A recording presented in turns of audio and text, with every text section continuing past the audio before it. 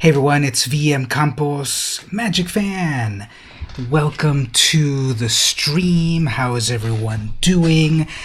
It's not Saturday, it's Friday, 10 p.m. Pacific time, so we're doing something slightly different. You might notice, what's this up here? I set up my webcam in a vertical orientation, or however you want to say it, and because it's going to point down at something. So here's what we're going to do today. I'm not going to play Magic Arena. I probably won't. What I'm going to do is actually do something with real cards. The real Theros Beyond Death cards. So the brand new set came out. I'm going to do a pseudo set review, sort of, while I organize my cards. Let's switch over to the card cam. Now, the thing about the card cam is that the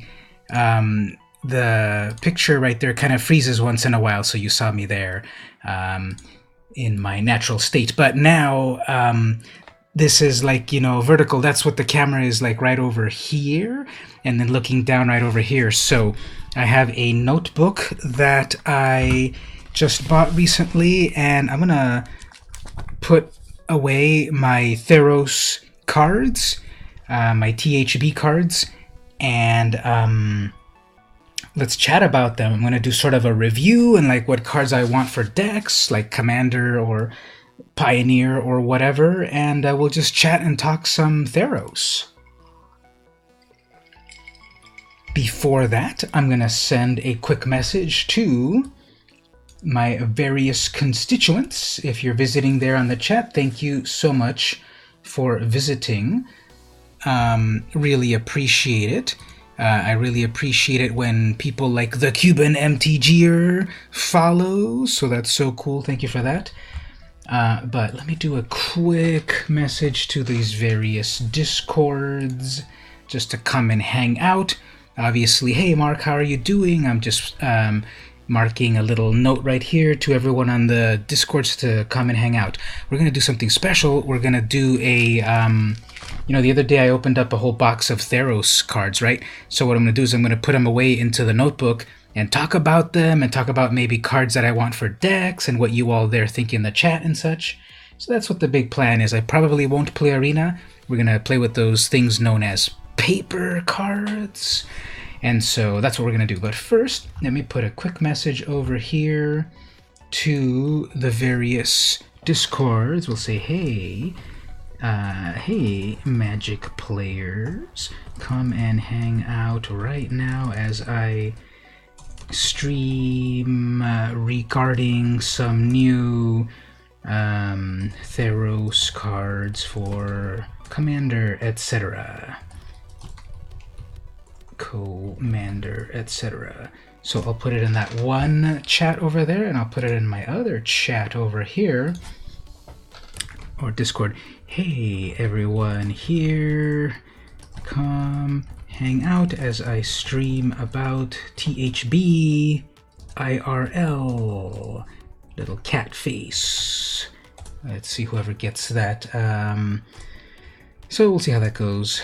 Yep, go ahead and send that. Okay, so I think the stream looks good. Hello everyone there in the chat. You missed the pre-release. You have to grown up and pay the bills. Oh man. Okay, well, sometimes that happens. Life gets in the way. But then we can go to the magical land of Theros after that. So I'm going to have this webcam over here. Now, the weird thing about my setup, for some reason, is that the web camera gets stuck. See right there, I'm not moving. My mouth is not moving. And when I go over to this one over here, it also, you know, this moves over here, but not my picture. So I kind of have to reset the camera when I jump from scene to scene for some reason. It's very annoying. If I forget to do that, let me know so I can reset it. But, you know, I swear I'm a professional. Anyway, so the main real-life camera here will work just fine, and then once in a while I'll switch over here to, you know, look at, like, various cards that are in the set. So let's actually put that into practice right now. Let's reset the camera right here. That came back to life. There we go. See, there I am. Okay, so I've got here, yeah, these gremlins from Kaladesh are in my system, and they're messing with me. So this is, I like using Scryfall, and right here we see that we have 357 cards in Theros. And so I'm trying to complete a whole collection, as I've been trying to do with the ones over here. So these are all basically complete collections except for Eldraine. That one's not complete yet, but I'll get to it. So there's 357 cards, but here's the funny thing. There are, just jumping down here really fast, there are, in the official part of the set, there are 254 cards. Hey there, Daybreak. You know, I know you as a certain thing in real life, but I know you as another thing here in the chat. Which should I call you, Daybreak? Or your other name? Anyway, there are 254 cards in the main set. And then after that, we have all of these other, like, variations and stuff. So I'm not going to try to complete a set past 254. These are the ones that are, like, so rare to get. Yeah, those lands are amazing. These are the ones that are so rare to get that, like, I'm not going to be able to get these. So I'm going to assume that I'm going to get everything up to number 254. Daybreak is good. Okay, so that's what I'm trying to accomplish over here. So that's what our goal is over here, and we're going to see how many of these I have, because I'm going to switch back to the card cam. And again, once again, I have to reset my little camera because the Kaladesh gremlins are doing weird stuff. There we go, back to life. Okay, so I got my my binder right here. It's kind of out of the way of the camera, but right over here is my stack of my stack of Theros Beyond Death cards. When I did the unboxing video last week, if you managed to find something you sent to me, cool. We're going to go through it and see what I'm missing. But anyway, when I opened the box last month, it seems like I have almost the full set, but we'll see what happens as I start to actually put these away. And then again, what we'll do is we'll talk about any of the good cards and like what's good for Commander and stack.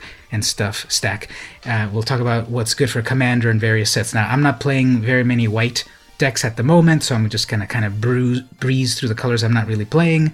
We're gonna focus on black, blue, I guess red, if Daybreak wants to see some of the cool new red cards there. Mark, what's your preference? What colors should we look at?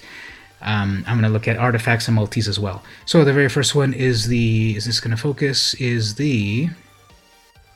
Let's first get this to focus. There we go. This is the Alseid of Life's Bounty. So that's number one. I got number one right off the bat right there. Then number two, Archon of the Falling Stars, uncommon. It's a 4/4 flyer, and it brings back an enchantment from the graveyard. And we've got number three, Archon of the Sun's Grace. This is the first rare. So the first rare in red, you're a Sunburst player, but prefer black. So you want to play with every color, but you prefer black. Okay, we'll accommodate. So this is the first rare in white. It's a 3/4 flying lifelink. Other Pegasuses have lifelink, and Constellation creates a new Pegasus token. Okay, so that's number three. So far, so good. Then we've got Banishing Light. Basically an Oblivion Ring, sort of. Exile any non-land permanent, as long as this is on the battlefield. It's sort of like, why won't this thing focus? It's sort of like the Conclave Tribunal and such. What's the difference? You know, Conclave Tribunal, you can convoke it.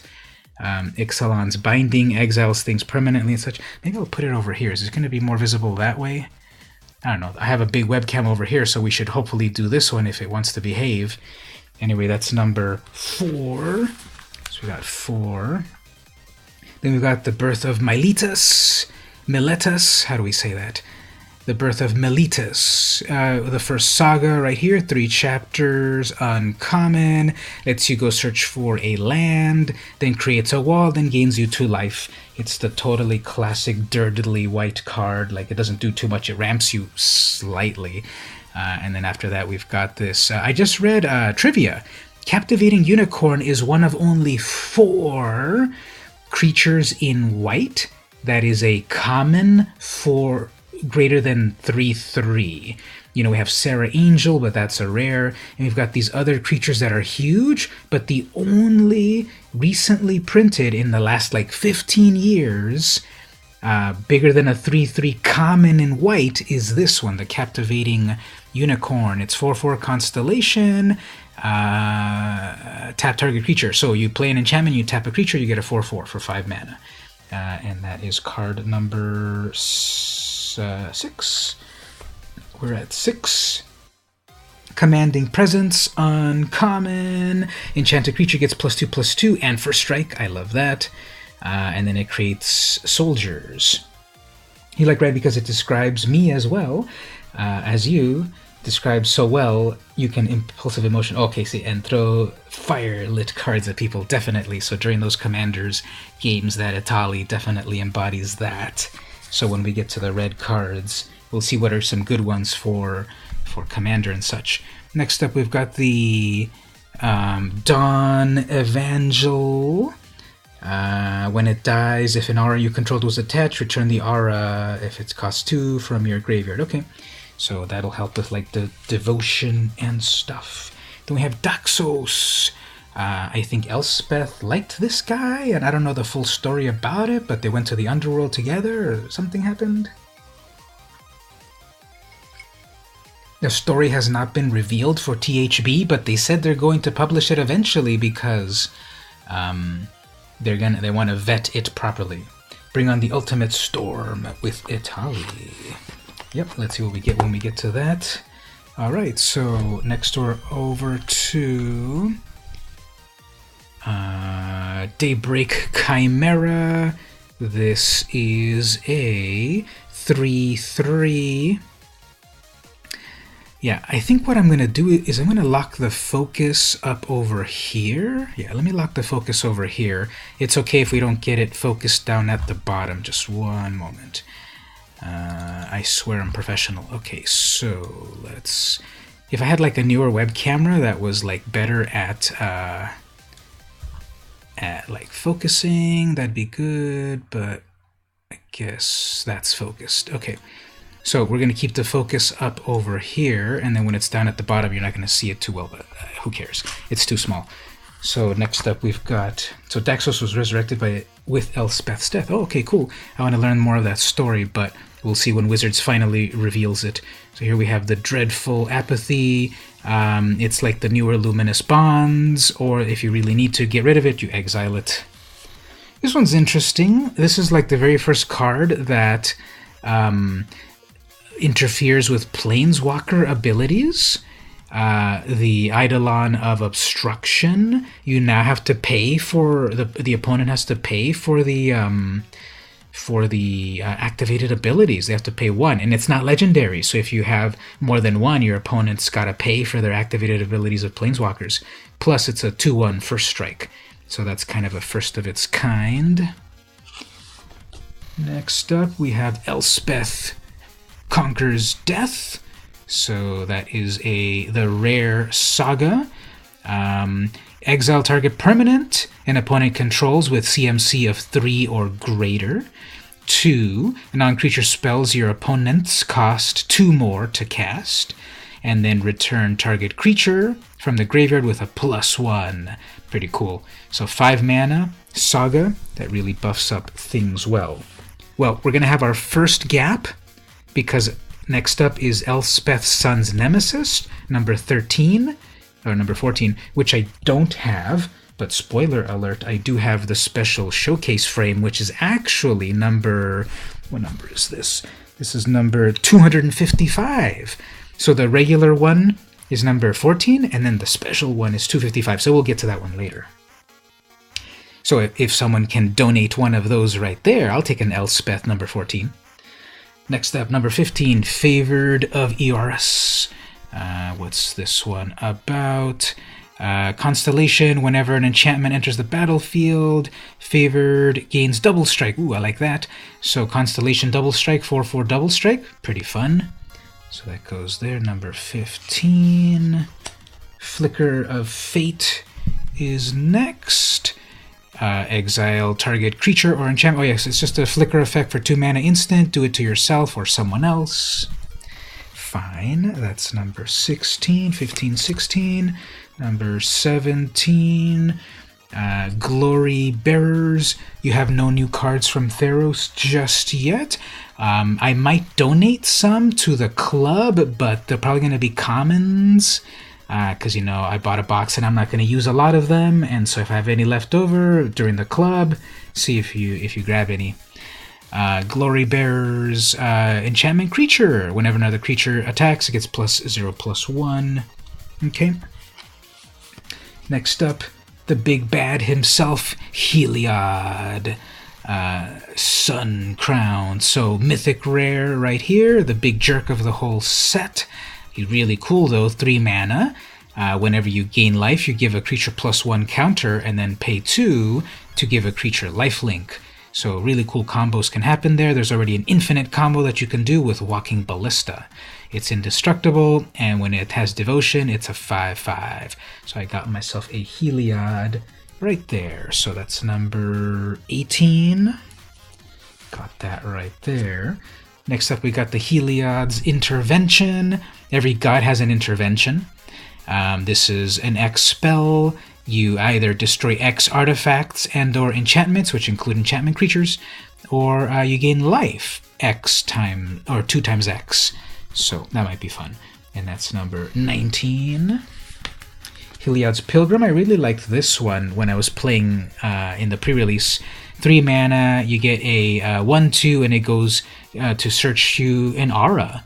So something to attach to your own creatures, or like that one Mire card to weaken the opponent's creatures. So that's number 20. This one's kind of really cool flavor text, or flavor-wise. Heliod's Punishment. It's a 2 casting cost, Luminous Bonds or Pacifism, that you put 4 counters on the enchantment, and then the opponent can tap their creature to remove 1 of those counters, and then when all counters are removed, then you destroy this. So you can unpacify yourself. Kind of interesting flavor right there. Just give me good old classic pacifism, however. Hero of the Pride, the first cat card in this set. There's not a lot of great cat cards in this set, unfortunately. It's a 2/2 for 2, and it's got the mechanic of when it gets targeted, it's got heroic. So there's like a stealth theme of heroic in this set without actually being, named. It gets +1 if you target it with something. So, okay, get into my cat squad. And we've got the Hero of the Winds. Same thing. This has got like heroic, flying 1/4. It gets +1. It's just a bird. The bird right next to the cat. Next up, it's the card that has not been printed in like 15 years.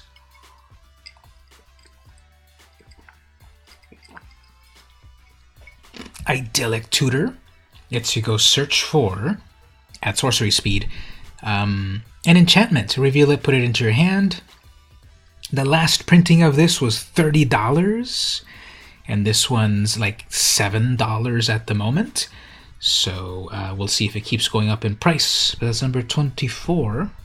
They haven't really printed very many good tutors in Standard recently. The last ones, well, there was Diabolic Tutor that was in Kaladesh, and then there was Final Parting in Dominaria, but that was 5 mana. Indomitable Will, it's a flash enchantment for 1 that gives it 1/2. This is number 25. Karametra's Blessings, a cool one. Look at that little buck. It gets +2/+2 if it's an enchantment or a creature. Hexproof and indestructible. Great combos with this one, only 1 white mana. We have the Laguna Band Storyteller. When it enters, you may put target enchantment card from your graveyard on top of your library, and then you gain life. Okay, so you get a 3/4 for 3, and you can return an enchantment back to the top of your library. Sure. Next page, we've got the second cat of the set. I like the art on this one a lot. Who did the art on this one? Aaron Miller. Cool little cat right there, flavor text. Leonin band together in the underworld, taking solace in their strength until at last both pride and self are forgotten. It's kind of epic and sad flavor text right there. And when it dies, it exiles something from the graveyard. So a 3/1 for 2, plus a little death trigger. Next, we've got the Nyxborn Courser. How do we say that? Cursor? Courser? You're on a course, right? Nyxborn Courser. 3 mana enchantment creature, 2/4 with a bunch of flavor text. What do you all think about the frame?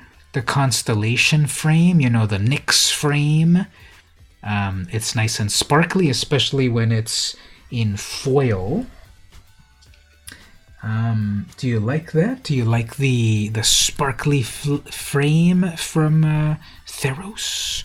I think it's pretty cool. There's a cycle of omens. This is Omen of the Sun, 3 mana flash. They all do something at flash speed. This creates 2 1/1s, and then later you can sack it to scry 2. So that one goes in there.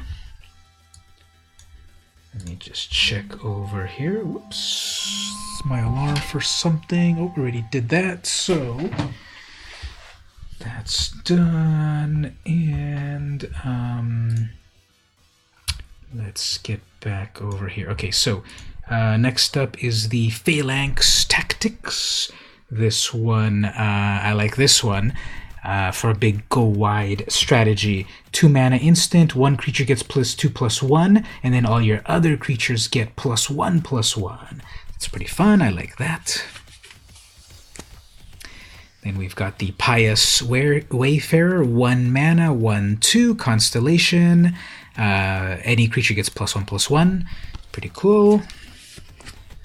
We've got Reverent Hoplite. I always want to call this Hopalite, but it doesn't have that extra vowel, so it's a Hoplite. 5 mana for a 1/2. What's the catch? Or what's the upside?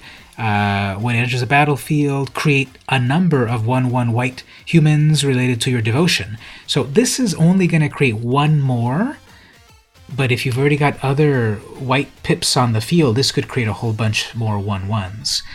It's pretty interesting. That's uncommon.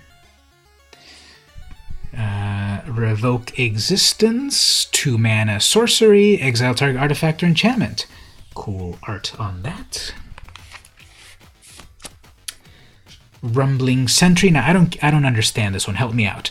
This is a 5 mana 3/6 giant, and when it enters the battlefield, it scries. So how is a like a giant earth guy thing helping you scry to see the future? Anyway, that's number 35. Sentinel's Eyes. I like the art on this one. This guy's totally freaking out. Look at how his eyes are huge. He needs to lay off the special drinks. Sentinel's Eyes. 1 white mana enchantment. Something gets +1/+1, and then it escapes. Oh, +1/+1 in vigilance, and then it escapes. So yeah, the mystery of how does that giant let you scry will be forever a mystery. Okay, so we've got a break right here in our collection. Number 37. This is Shatter the Sky. If we go over here, I'm not gonna fix the webcam, but let's just go like this. So Shatter the Sky, right here. Shatter the Sky is is one of the cards I'm missing. This is basically a Wrath effect plus draw a card if you've got a creature of power 4. So that's one of the ones in my gap. But then after that is the Sunmare Pegasus. That's a common. It's a 2/3 flying, and it gains vigilance and lifelink if you pay for that. I got this one here, Taranika, a Crowan Veteran. The giant looks like it could have been an elemental. Yeah, elemental giant is what I would think, but they didn't do that. So this one is a 3/3 for 3 mana, vigilance. And then this is kind of interesting. When you attack plus another creature, the other creature becomes a 4/4 with indestructible. Here's some trivia. If you look behind her, that is a statue of Kytheon himself, aka Gideon. So this is a stealth cameo from Gideon in Theros Beyond Death, a statue of Gideon. Plus the card's pretty cool. So that's number 39. We go to number 40, common card but kind of powerful. 2 mana, 1/2. Aura spells you cast cost 1 less. So if you're running a big all aura deck, 1 casting cost reduction for common, that's nice. And lastly, the last white card is Triumphant Surge. There's Elspeth looking tough. 4 mana, instant, destroy target creature with 4 or greater power, and you gain 3 life. So that's the last white card. I'm actually not really missing that many. I'm missing original Elspeth and Shatter the Sky, and that's it. So that's cool. That deserves a sip.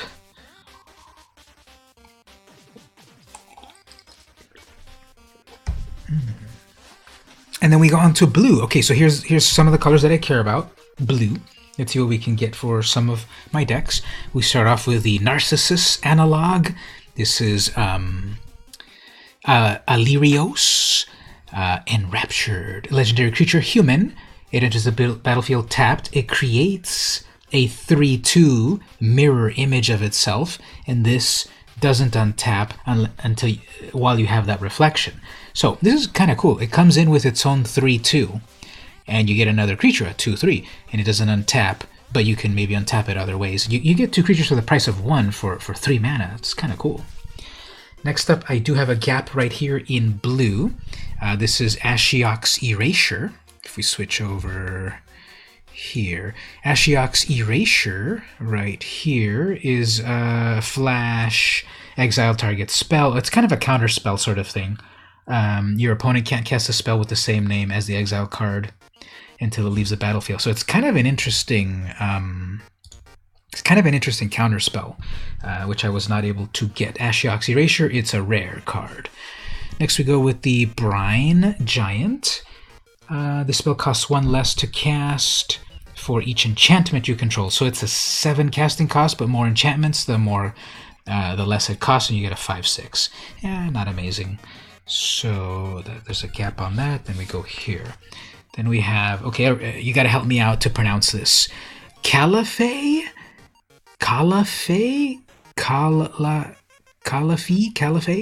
beloved of the sea. I believe she is the Odysseus analog. 3 mana. You get a star 3, and her power is equal to your devotion to blue. So by herself, just all by herself, she's a 2/3 because of devotion. And then creatures and enchantments you control have spells your opponents cast that target this permanent cost 1 more. So it gives all of your creatures protection, like things cost more to target them. So that's kind of cool. Calafi. That sounds kind of a cool way. Calafi. I like that. Calafi, beloved of the sea. So I might think about putting this in a deck. It's only 3 mana. It gets stronger with more devotion, and then it makes your creatures a little harder to target. So that's number 45. 46, single blue mana. Target creature gets -4/-0, and you scry 2. Nah, this is just for like limited. So for some limited Calafi, that might be another way to say the name. Chain to Memory. This one right here, it's just good for limited. I wouldn't really put it in a real deck or commander deck or whatever. Next, we've got the Deny the Divine. I think this is a counterspell, right? Yeah. 3 mana counterspell. Counter target creature or enchantment. If that spell is countered, exile it instead. So in my Dimir deck, my Etrata commander deck, I already have all the allocation of counterspells that I want. And I don't want another one that only targets a creature or enchantment. I want all non-conditionals. So I wouldn't put this in a deck, but it's completing the collection. Eidolon of Philosophy. This one's interesting. It's a single blue for a 1/2, and then later on you pay 7 to draw you 3 cards. So kind of really interesting, something in the early game, something in the late game. But in a commander, deck. Out of the 99, I think it's taking up a slot. If you're doing limited, I think this is amazing. But not for my commander decks.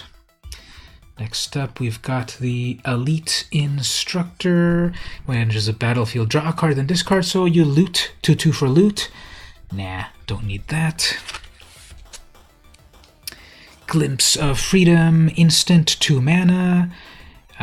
Draws you a card and then escape for 3 + 5 cards. Card draw, there's more card draw. I've already got some card draw that I like in the deck, so I wouldn't really do that. This one, I love it, but I wouldn't put it in the deck because this is hilarious.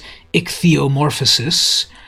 Basically, you turn your opponent's creature into a 0/1 fish, loses all abilities, and becomes a blue fish. Now, the problem here, of course, is if they are able to destroy that enchantment, it goes back to normal. If they bounce their creature back and recast it, it loses the enchantment. But it's hilarious to turn their commander. What if we turned Etali into a 0/1 fish? What if we turned Pramikon into a 0/1 fish? What if we turn Zakama into a 0/1 fish? Anyway, this is just a hilarious card, but I wouldn't really put it into deck. I would rather remove the creature. I would rather use that Doomblade or Murder or Epic Downfall or whatever. Golem eating Etali. Yeah. That's something that I would have never thought of, Golem eating Etali. Okay, so then we've got here a mythic rare saga, Kiora Bests the Sea Gods. This is when Kiora stole Thassa's Bident. So what do we have? This is hilarious. Create an 8/8 blue Kraken with hexproof. Someone did this to me on Arena, and it was pretty funny. It doesn't have trample, however. Tap all non-land permanents target from all opponents, and then they don't untap during their next step. And then lastly, gain control of permanent. Okay, I think I might put this one in my Dimir Commander deck because it makes an 8/8 hexproof. Okay, nice. And then it taps everyone's board, so especially against Carlo, when he's got so many things on the battlefield, tap everything, and then get to steal one thing. So, steal that sweet Zakama or whatever. So I would consider putting this one in my Dimir deck. So we'll see if that ends up there. Got that one, mythic rare, very nice. Right next to that is Madonna's Prophecy. So touched for the very first chapter is a Scry 2. And then Chapter 2, choose a card name. Chapter 3, you basically you draw a card if you cast the card that you named. And then 4 is the weirdest one. Like this is the first saga that has 4 chapters. But the 4th chapter is look at the top card of each player's library.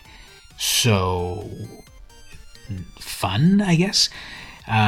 Steal Galta, that way you can shoot two-shot people. Yeah, definitely. Don't throw your opponent under the bus. I will steal who is the most advantageous when necessary.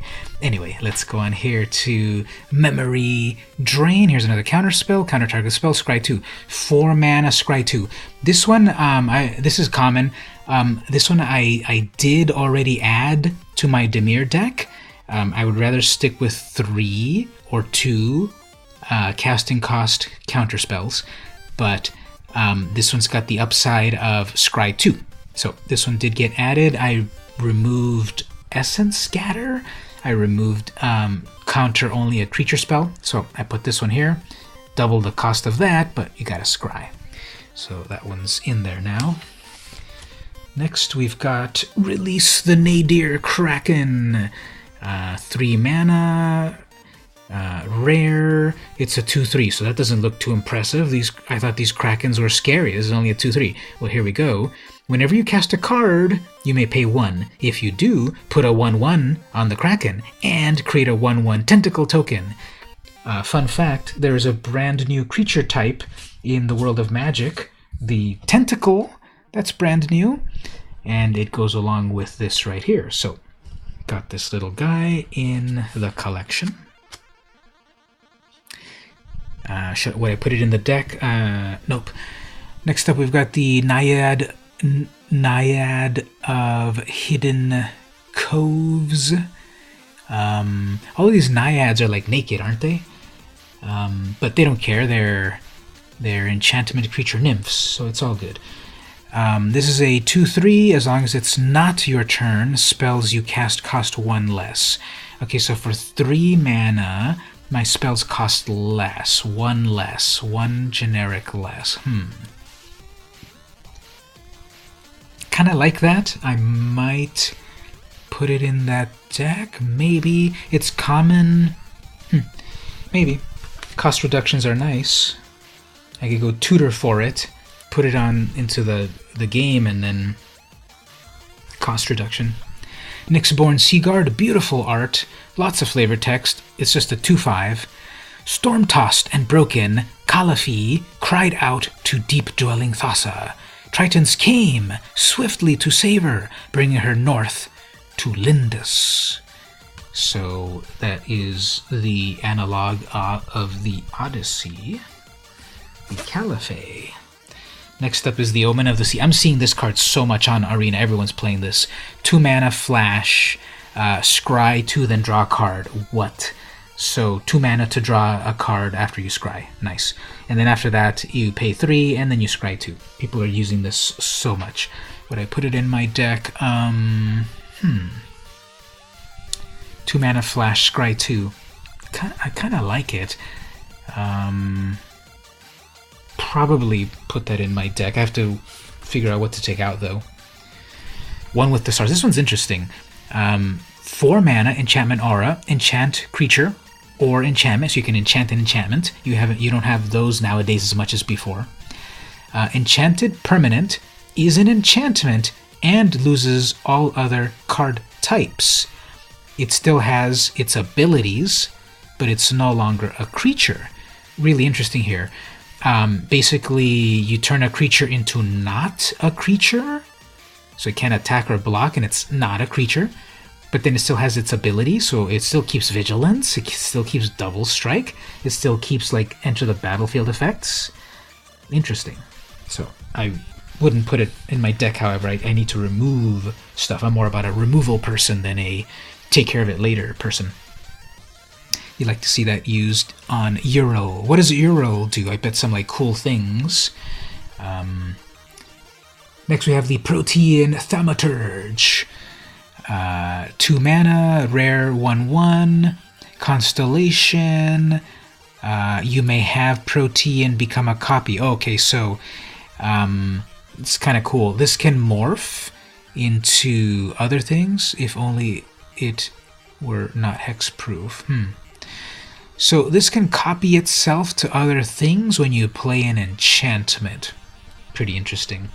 I don't do a lot of enchantments in my deck, but what I do need for my deck is this Flash Turtle. This is hilarious. 2 mana for a 0/5 defender with Flash. Weren't we talking about this on the last stream? Like, how does a turtle have Flash if turtles are supposed to be slow?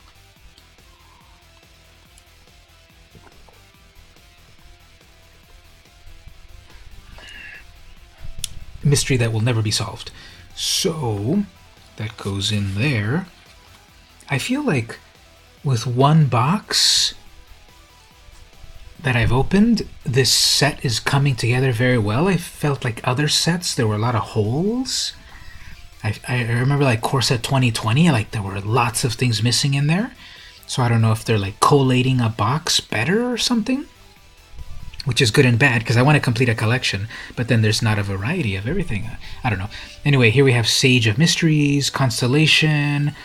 Target player puts the top 2 cards. Okay, so it's a mill. It's a constant mill deck. I'm not doing mill deck, so I don't care, but here's a mill enabler. It jumps out of its shell quick. But then it's no longer a 0/5. It's like a 0/1. Euro, the Mist Stalker, is a 5 hexproof that has for each aura attached. Oh, okay, cool. I like that. There's that one red creature that when you attach auras to it, it keeps getting stronger. Sea God's Scorn, 6 mana, sorcery, return up to 3 creatures to their owners. Creatures and or enchantments. It's a sorcery, like, obviously I like the element of surprise with instants. This is 6 mana for sorcery. You need a lot of mana to really make it do something to clear their board. Uncommon. I probably wouldn't really use it. Next, we've got the Shimmering Chimera. That is a 3/2 enchantment creature for 4 mana, flying. At the end of your upkeep, return up to 1 other target enchantment you control. So untap, upkeep, draw, main phase. So you can pseudo flicker things. Your upkeep ends. No, your upkeep begins and you can bring something back. Interesting. Wouldn't really care about it in my deck. However, but it's interesting design space.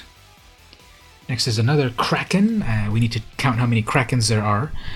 We have Nadir Kraken and Shoal Kraken. 5 mana, 3/5, Constellation. You may draw a card. If you do, discard a card. It's got the loot in there. So your Kraken steals a card and then you put one back with Constellation. Okay. Next up, we've got Sleep of the Dead. Look at that little sleeping doggo. For 1 blue, tap target creature, and it doesn't untap for 1 turn. And then it escapes for 3 plus exile 3. Again, I would care more about permanent removal, not temporary removal, so I'd skip that. I like the art on this one a lot. Starlight Mantle, 2 mana, Enchantment Aura, Flash. Enchanted creature you control. When it enters, you get Hexproof, and then +1. So that's kind of cool. Protect a creature, +1/+1, and Hexproof, just until end of turn. And then 2 mana. Now, I wouldn't quite put that in a deck, in my commander deck, but for limited it sounds cool. Next up is the Stern Dismissal. This is the new Unsummon, but it also does enchantments. So 1 blue instant, return target creature or enchantment an opponent controls to its owner's hand. So it's the new Unsummon. Next up, we've got a really pretty fish right here. This is the Stinging Lionfish. Look at those colors. Who did this card right here? This is Christopher Burdett. 2 mana, enchantment creature fish, 2/1, very fragile. Whenever you cast your first spell during each opponent's turn, you may tap or untap target non-land permanent. That'll be interesting. That'll be tricky, tapping their stuff. So it's got a little bit of a setup, so I wouldn't quite care too much. Next up, we've got Sweet Oblivion. I love the art on that. Looks very sort of comical. 2 mana, sorcery, target player puts the top 4 cards. So it's a mill enabler. Mills 4, and then escapes for 4 +4. Again, I'm not really doing a mill deck, so I don't care. Next up, we got Thassa herself, Deep Dwelling. So we got Heliod, the white god. We got Thassa, the blue god. Nice. 4 mana, 6/5, indestructible. You need 5 devotion to bring her online. Besides that, at the beginning of your end step, exile up to 1 other target creature you control, then return it. Okay, so it does a flicker. It flickers to do ETB effects. 4 mana. Tap another creature. So if you've got the mana and she's a creature, you can tap the opponent and attack with a 6/5. Pretty cool card. Commander worthy. I don't know. It'd be cool to flicker my Meteor Golem onto people. Destroy target permanent. I'll think about it. Next, we've got Thassa's Intervention. So I also have the blue intervention, another X spell. Choose one. Look at the top X cards of your library, put 2 of them into your hand and the rest at the bottom, or counter target spell unless its controller pays X. So let's say we only pay 3 mana. It's a counter spell that the opponent has to pay 1. That's not great. Or you get to sort of scry, and then draw 2 cards. So you need to pay 4 mana to draw 2 cards. Nah, I'm not... Well, it'll let you kind of filter your deck a little bit, I suppose. You can pay 7 or whatever when you're later on in the game, and then keep 2 good ones. I see people trying to play this one. This is an alternate win condition. It's a huge wall of text there. Basically, you want to mill yourself out, and then you win the game, basically. I don't care about that at all, but this is seems to be one of the valuable cards at the moment. Actually, what we should also do is let's switch back over here to do one quick thing. Let's, in addition to looking at all the cards, let's do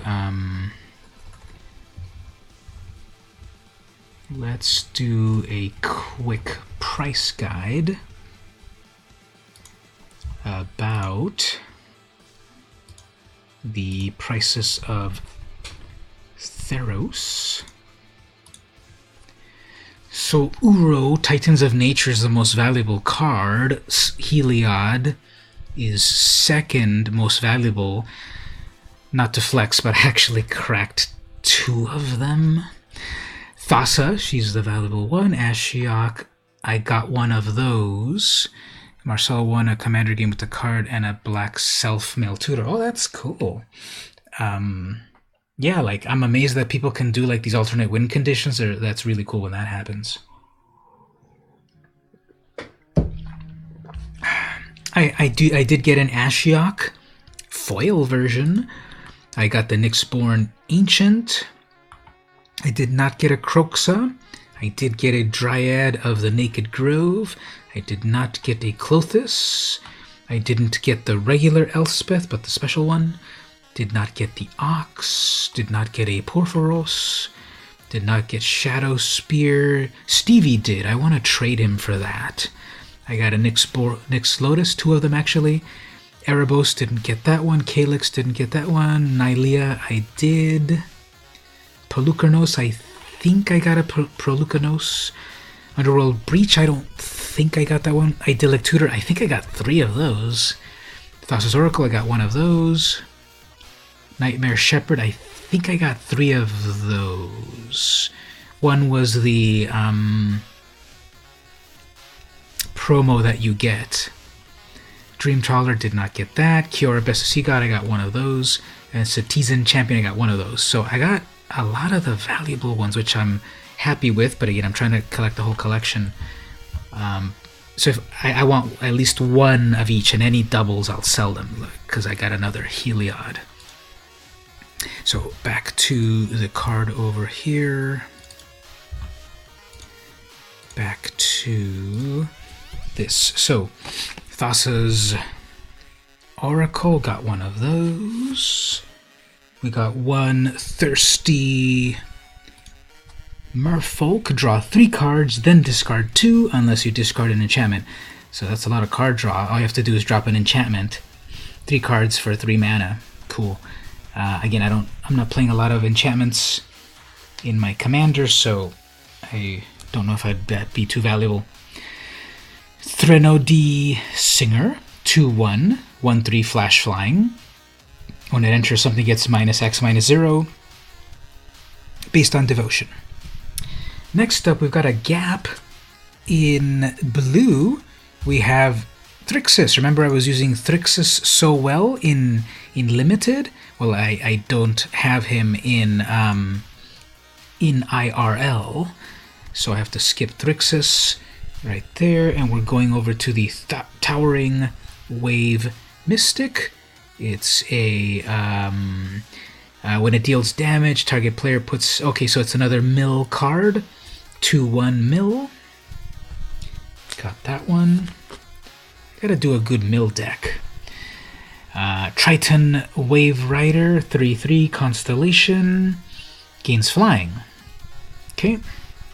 This one's hilarious. I definitely have to put it into my deck. The Vexing Gull. It's a 3 casting cost, flash flying, 2/2. So I gotta put this into my deck so when I flash it on my opponent's turn, my opponent will be doing just like what this guy's doing right here. It's like, yo, crazy seagull, what are you doing? Stop stealing my fish. So, that one's hilarious. Wave Break Hippocamp. This is a 2/2. This is a rare. Whenever you cast your first spell during each opponent's turn, draw a card. So you've got to be doing like counter spells or whatever on your opponent's turn, then it draws you a card. Kind of cool. I do counter spells there, but probably not enough to put it in my deck. Next we've got the Whirlwind of Denial, 3 mana for... okay, I don't get this one. Everyone there in the chat, help me out a little bit on this. This is a counter spell, but I don't fully get it. Let's read it. For each spell and ability your opponents control, counter it unless its controller pays 4. Okay, so it's a counter spell, and it's based on the opponent's spells and abilities. Okay, so everything besides a land is a spell, right? So if my opponent has 2 creatures on the board, the opponent has to pay 8? Strong Against Storm? Is that the big idea why they printed this, maybe? Like a huge storm count? For each spell and ability your opponents control, counter it. For each spell. No, okay, wait a minute. I'm thinking way too hard. For each spell. Okay, that makes sense. Thanks for that, Daybreak.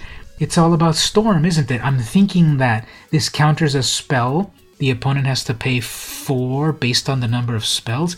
Yeah, I was totally thinking about it in the wrong way. But, yeah, if they're trying to storm off, each copy of that is 4. Okay, I think I get it now. I think I get it. So, I wouldn't put it in my deck. Doesn't do a whole lot in my case. In my playgroup's case, my meta. Okay, so I have only 1 card missing there. And a second card. Okay, so I'm missing Thrixis. And the second blue card, Ashiok's Erasure. So I'm missing 2 blue cards. That's kind of cool. Interesting. Like I said, it feels like in the latest set, they... Okay, actually, wait. There's 1 more blue. Next page. 1 more blue, but which I have. Witness of Tomorrows. So far, so good. So this is a 3/4, and then it lets you scry if you have a lot of mana. So it's a big mana sink plus a flyer. On to black, the best color of all, right?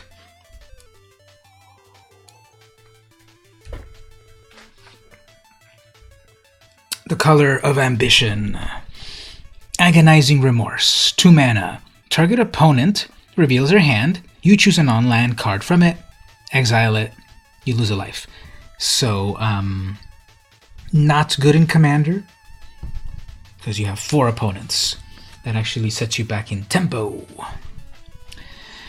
Next up we have a legendary Harpy, Euphemia, the Cacophony. Kind of love that name.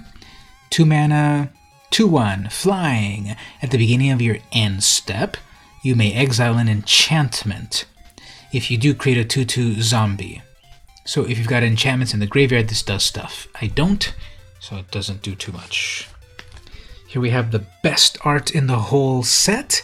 I mean, the most disgusting card. The most disgusting art in the whole set. Do not show this one to Megan Wolf. She will freak out. This is Aspect of Lamprey. Enchant creature you control. Gives a creature lifelink. Plus your opponent has to discard 2 cards. I kind of love that, but not for Commander because it only targets 1 opponent. I'm more interested in effects that target a lot of people.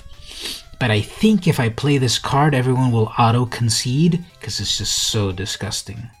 Some aspire to be mighty like the lion or the hydra. I am the parasite that feeds on them all. So we got that. Then we've got like one of the most hilarious names of all. Blight Breath Catoplebus. This is a 6 mana 3/2 with Devotion. Something gets -X/-X based on the Devotion. One creature gets -X. Again, I would rather just have a straight up kill spell. And you only get a 3/2 kind of fragile, so nope. Cling to Dust. Sounds like an Evil Mage card. Yeah, we gotta get Evil Mage back up on this piece. Pulling the curtain behind things. I should do the Evil Mage things when like a new set is previewing. I don't know. I gotta bring Evil Mage back. Anyway, Cling to Dust. 1 black instant exile target card from a graveyard. If it was a creature, you gain 3. Otherwise, you draw a card. That's kind of cool. One black mana to exile. 1 black mana to draw a card. But it has to be non-creature. That's kind of cool. I kind of want that in my deck.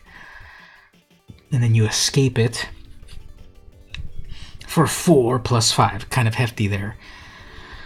But I think I might do this one in my deck. Cling to Dust. So exile a creature from the graveyard, which gives me 3 life, or draws me 1 card. Kind of like that. So I think I'm going to put that in there eventually. Next up, Discordant Piper.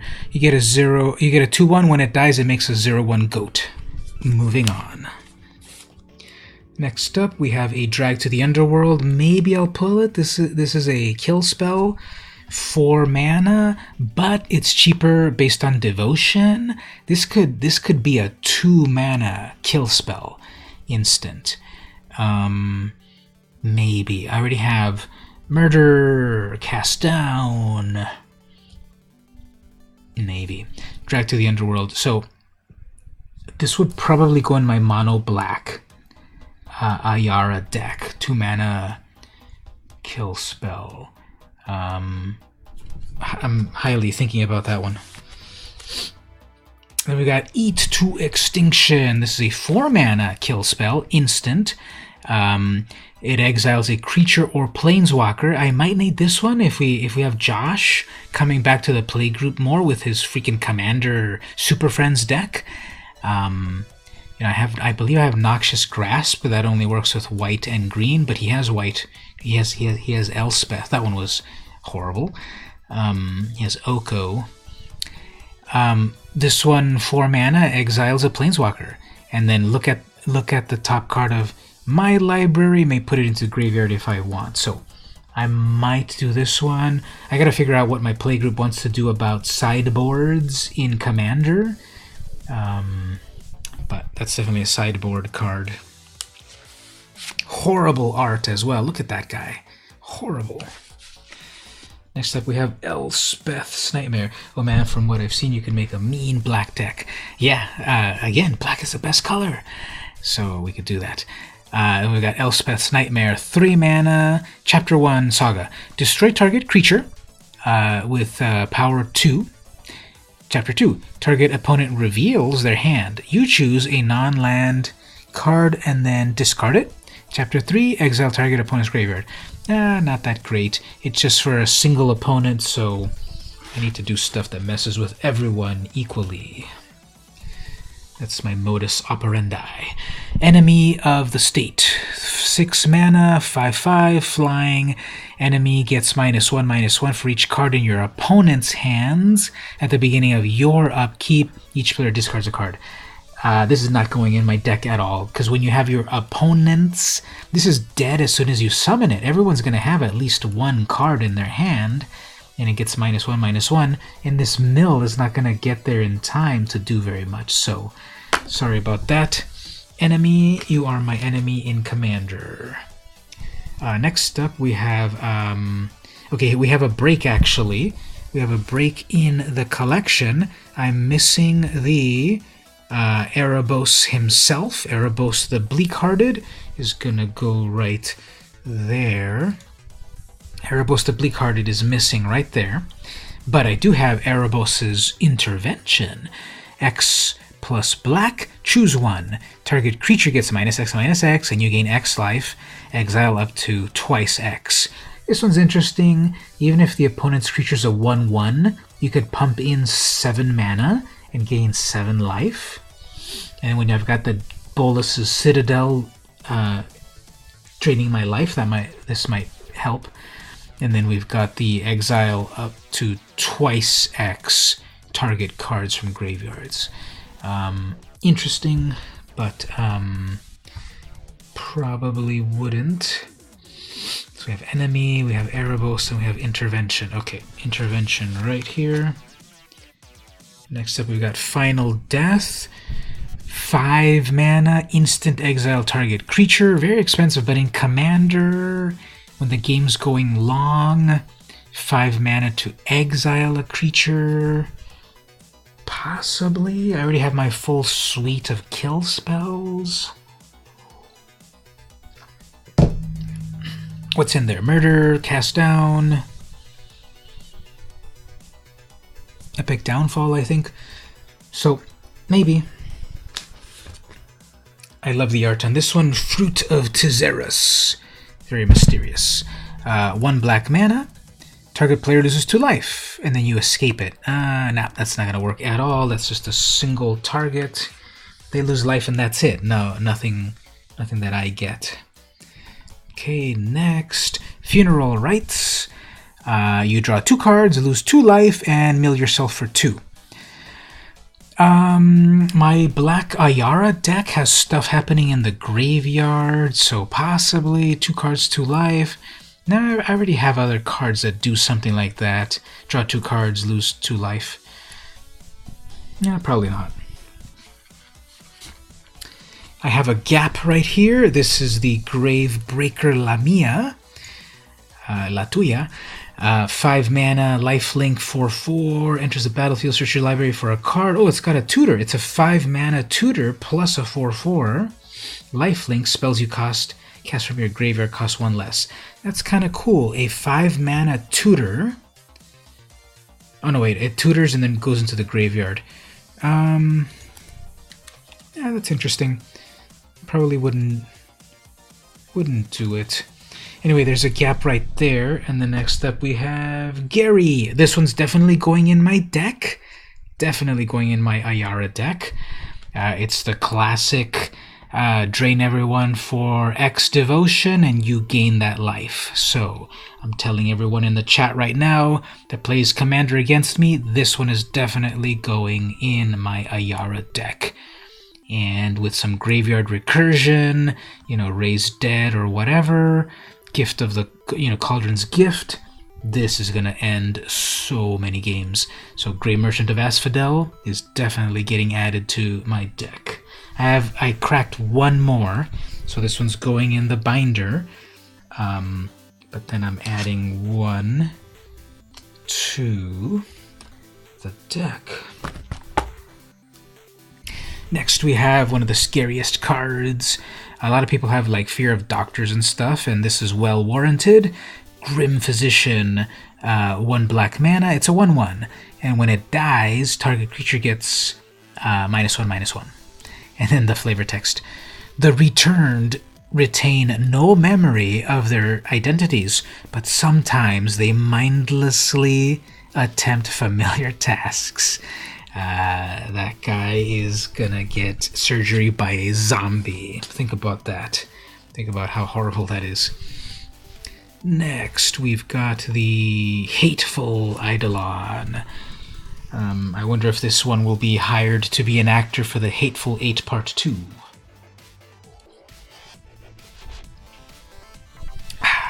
So, 1 black. Lifelink. It's a 1/2. Whenever an enchanted creature dies, draw a card for each aura you controlled that was attached to it. So basically your own creatures with auras, that's when it matters. So, nah. This one's kind of interesting. This one I might put in a deck. Inevitable End.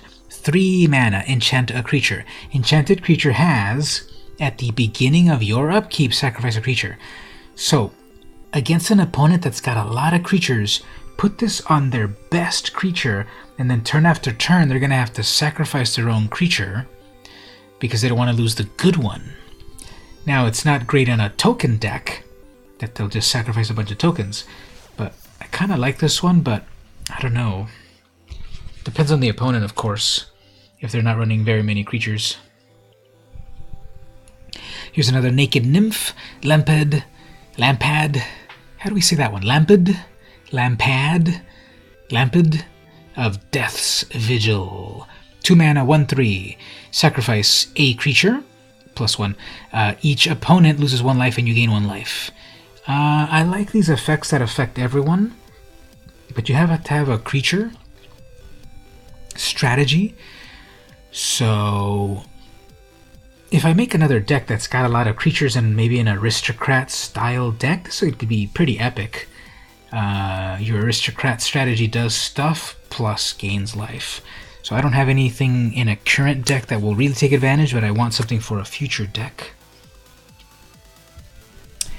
Next we have Minions Return. What is this? Despicable Me Part 4. 3 mana, Enchant Aura, Flash, enchant a creature. When enchanted creature dies, return that card to the battlefield under your control. So how does this work? Something's about to die, and then it doesn't die, it just comes back to the battlefield. So what if I put this onto my Meteor Golem at the last moment? Because it's only a 3/3, and then it comes back and it wrecks another permanent. That's kind of cool. Interesting interaction. Minions Return. Is this the first Seb McKinnon art that I've shown so far? One of my favorite modern artists, Seb McKinnon. I don't think I've opened up any of his art just yet. But anyway, this is the Mire Triton, 2 mana, 2/1, Death Touch. When it enters, you mill yourself for 2, and you gain 2 life. So if you're doing a graveyard strategy, it's cool, which I'm not too much, so wouldn't really use it. Mire's Grasp, I wouldn't use this in Commander, because again, I just want to remove the creature, but 2 mana, -3. Great in Limited. Mogus's Favor, 1 black, enchant a creature, +2, -1. Again, I'm not too interested in really buffing my creatures. Just having them do what they need to do. Oh, here we go. Here's one of the ones that's worth a few bucks. How much was this one again? Not a whole lot, but $3 or so. So, Raymond Swanland. That is interesting. What art have they done? Let me look it up right here. Artist Swanland. Right, Johnny's Presence. Ooh, Angrath Flame Chained. Arid Mesa Animate Library. Ashiok. Okay, he did the Ashiok of this set. Banefire. Cool. Bituminous Blast. Yeah, this is cool art. I won't deny that. Blood Rites. That's freaking epic. So yeah, I think that art is pretty good. Okay, so we got the Nightmare Shepherd. I love this card, actually. 4 mana, 4/4 flying. Whenever my creature dies, exile it, and it comes back as a token. I have a few things to get the creature out of the graveyard, so I wouldn't really drew... he drew Italia? Okay. Now I know why you like that artist, right? So this is kind of cool, but I probably wouldn't put it in the deck because I already have... If I exile it as a token, then I can no longer get it anymore. So I have a little bit of graveyard recursion, so I wouldn't really care. Nyxborn Marauder, just a plain old 4/3 with a bunch of flavor text. Nope. Omen of the Dead. This one's interesting. This is a single black. When it enters, return a creature from your graveyard to your hand. So... at the end of my opponent's turn, for 1 mana, bring something back to my hand, ready to cast it on my turn, and then you scry I think this might go in my deck somewhere. I like that. An instant speed raise dead.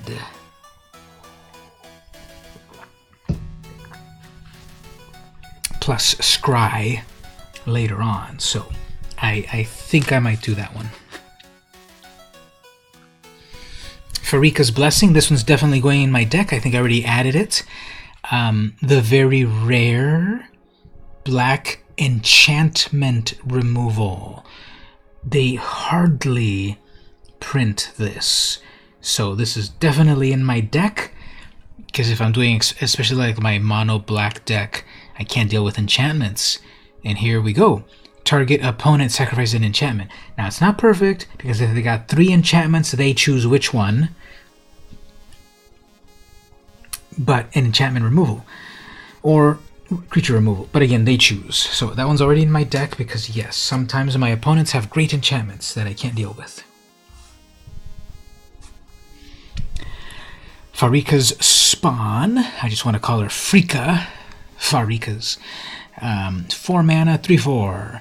Farika's Spawn escapes with 2 1/1s. When it enters the battlefield, this way each opponent sacrifices a non-Gorgon creature. So you have to jump through the hoops of bringing it back to life and such. So I'm not too interested in that. Rage Scarred Berserker, 5 mana, 5/4. When it enters, target creature gets +1 and indestructible. Nah, it's a little too vanilla. Scavenger Harpy, 3 mana, 2/1 flying. When it enters, exile a card from opponent's graveyard. It's also too vanilla. There's a slightly better one on Ixalan that I think also gives you life or something. Or +1 counters or something. Soul Reaper of Mogus, 3 mana, sacrifice a creature, draw a card. So again, I'm not doing a lot of creatures in my deck to really be throwing them to this Soul Reaper, so not really. Temple Thief, not good unless my opponent's got enchanted creatures or enchantment creatures. 2/2 unblockable. Nope. Good and limited, however, very good. There's so many enchantment creatures running around. Very good and limited. We got a rare right here, Treacherous Blessing. In theory, this is very good, except for the big downside. 3 mana, draw 3 cards. Whenever you cast a spell, you lose 1 life. Okay, so in Commander, getting 3 cards for 3 mana early on when you've got still 40 life, who cares? But then as you do more spells, it's slowly pinging you, and if you can somehow destroy it, good. When it becomes the target of a spell, sacrifice it. Spell or ability. So this one might be interesting. A lot of card draw, maybe, but a big downside, which is often Black's domain. You know, the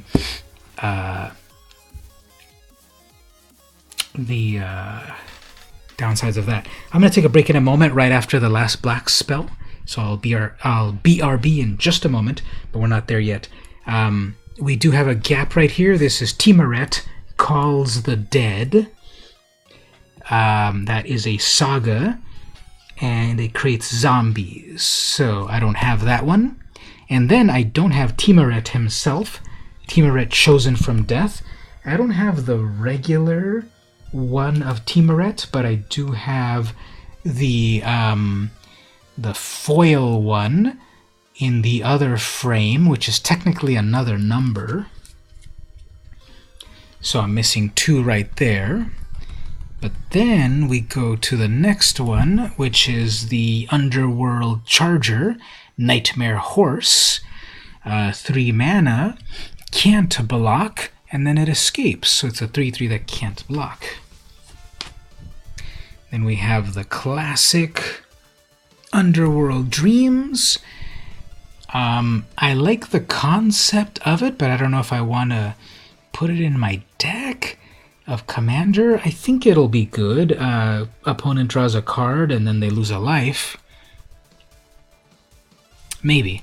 Triple black in my Ayara deck. Maybe. Think about that one. And then lastly that I have here, the Venomous Hierophant. 4 mana, 3/3.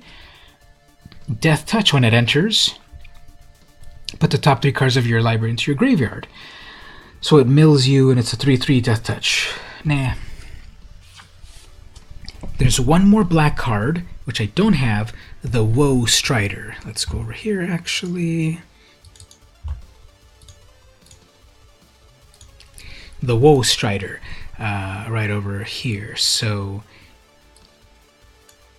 Woe Strider, it's a 3/2. When it enters, create a goat. Sacrifice a creature to scry, and then it escapes. And when it escapes, it comes back as a 5/3. So that's interesting.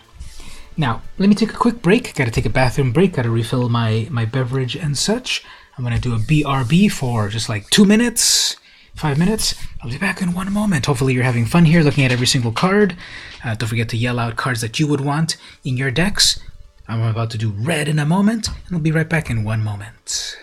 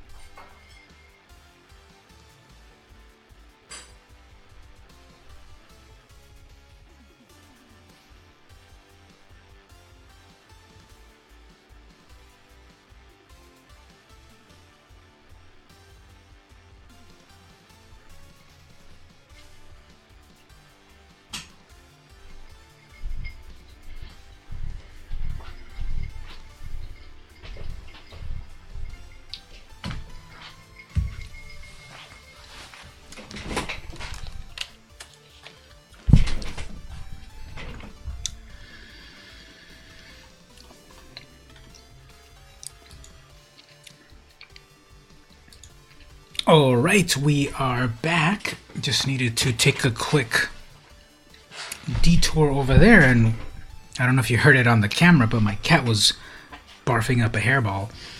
So we're back. Took a quick bite of something. I'm kind of getting hungry. I wish I had some In-N-Out hamburgers right now. There's like an app that I've seen some other streamers do that people can actually buy you food and it gets delivered. I kind of want that. You're going to call it a day. Struggling to keep your eyes open. Usually asleep right now. So, no problem. Thanks for hanging out. Maybe we'll do a game soon.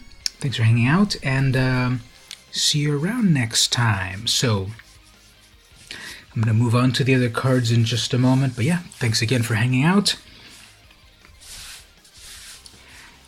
So let me just check something here on the... We've been streaming for 1 hour and 22 minutes. Got a notification over here.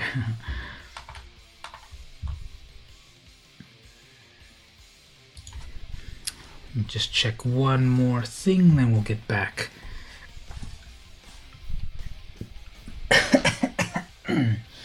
We'll get back to the action. So, my chat's over here.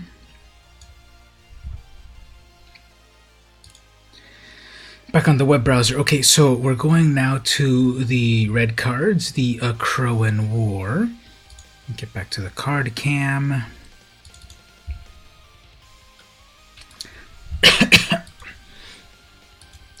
Back on the card cam. I had a little bite of something pretty spicy and it's catching up with me, so just one moment.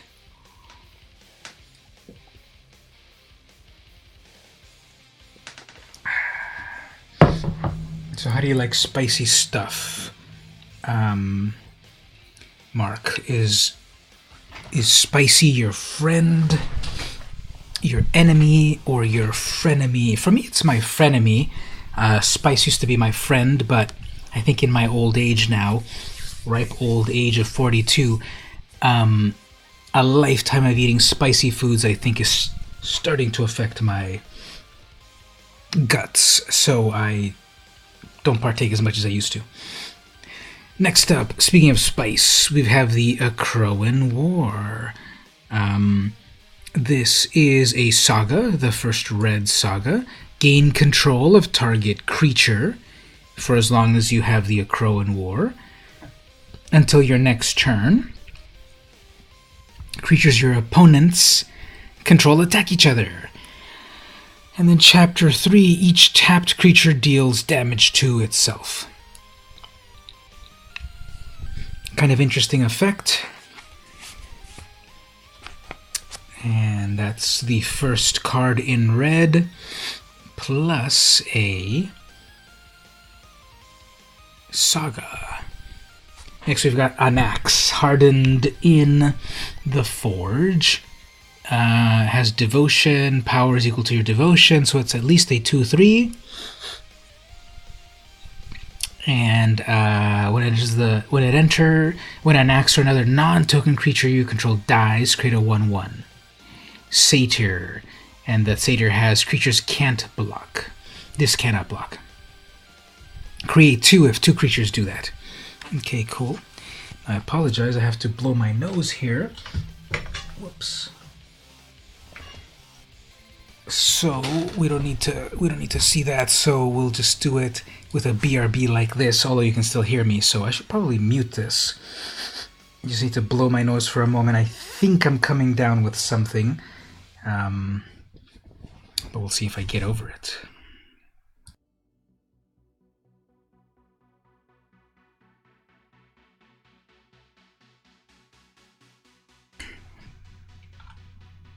Okay, there we go. We are back. Nothing happened. Don't worry about that. Next up, we've got the Arena Trickster, 4 mana. Whenever you cast your first spell during each opponent's turn, put a 1/1. This one's kind of cool. So as you're doing burn spells on your opponent's stuff, this is just getting bigger and bigger.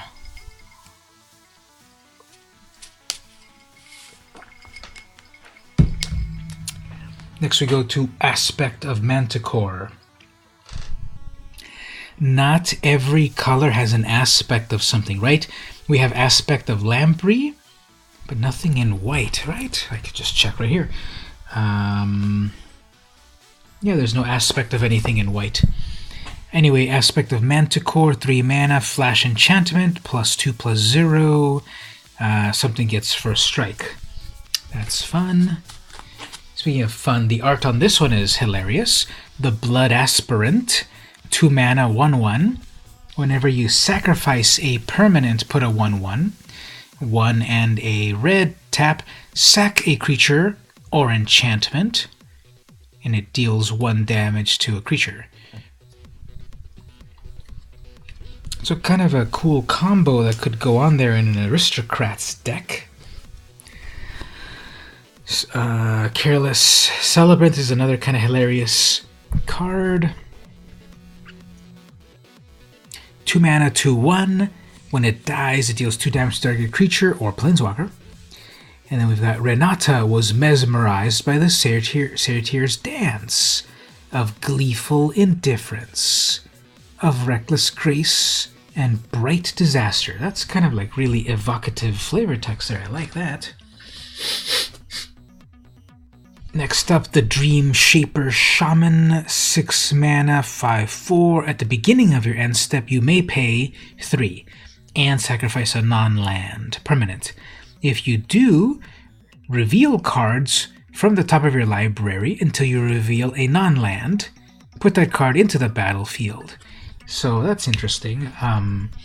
Sneak attack, kind of.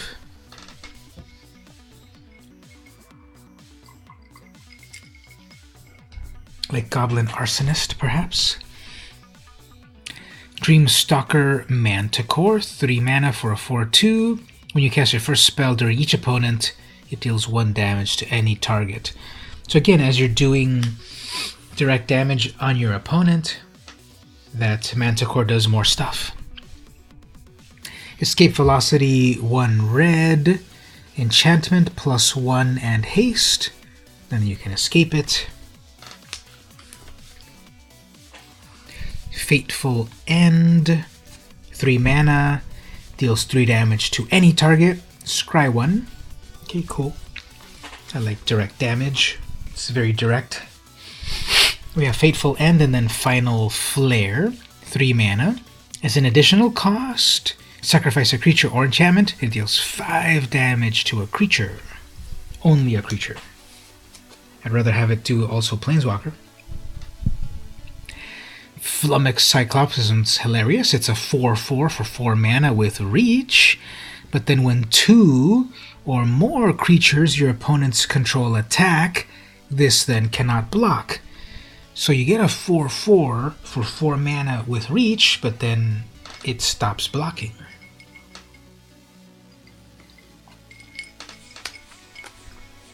He becomes Fluxumed. Next page. Furious Rise. 3 mana enchantment at the beginning of your end step. If you control a creature with power 4, exile the top card of your library. You may play that card until you exile another card. So every turn, you kind of get a new extra card off the top of your deck with this enchantment. Furious Rise. Next hero of the games, 3 mana, 3/2. Whenever you cast the spell that targets... Oh, so it's heroic. It's one of the heroic cards. Did I get any heroic cards in black? Hateful, Inevitable? Maybe not. So there's no heroes in black. So yeah, that's one of the heroic cards. Heroes of the Revel. When you target... when it enters, you get a 1/1, and then it gets a 1+1+0 when you target it. Okay. Here we have the Sword of Damocles in Magic. The Impending Doom, 3 mana, enchantment, +3/+3, and attacks every turn. When it dies, it deals 3 damage to that creature's controller. Interesting.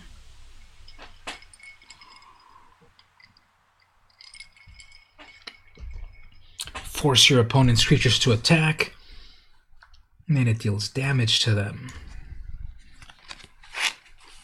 Incendiary Oracle gets +1/+0, so it's got fire breathing. If a creature dealt damage, exile it. Okay, cool. 2/2 and then exile. What happened to the music?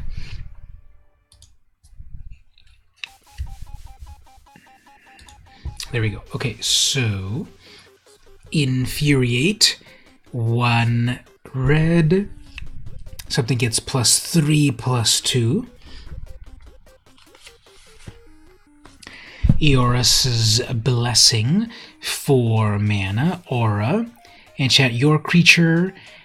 It deals 4 damage to a target creature or planeswalker, and then your creature gets +1. +1.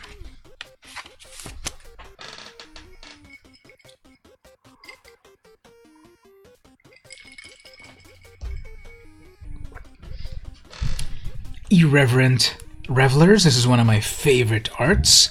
These satyrs are totally trashing the place. 3 mana. It's a 2/2. Plus, it lets you either destroy an artifact or gain haste. That's like really fun right there. How many red creatures have a modal effect like that? Nyxborn Brute. It's a Cyclops for 5 mana, 7/3. So nothing else really special. 7/3 for 5 mana.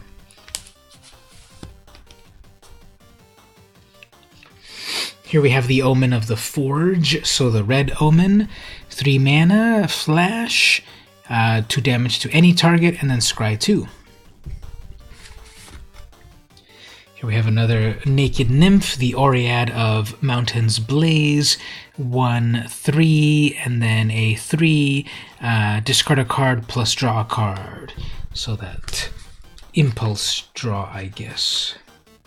Next is the Ox of Agonas, but I don't have that one, so we have to jump over. Actually, then the next one is a Phoenix of Ash, which I don't have that one either. Then next we have Portent of Betrayal. Okay, so that's 2 red cards that I'm missing right there. But then we get the Portent of Betrayal, 4 mana, sorcery, gain control of target creature, untap it, gains haste, scry 1. Okay, so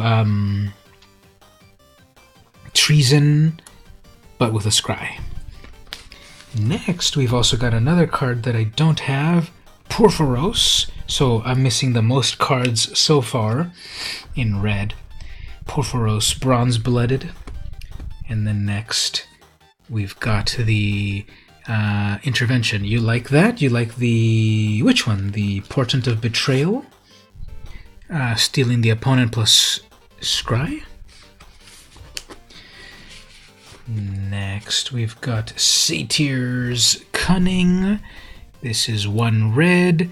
Create a 1/1 red satyr, and then you can bring it back.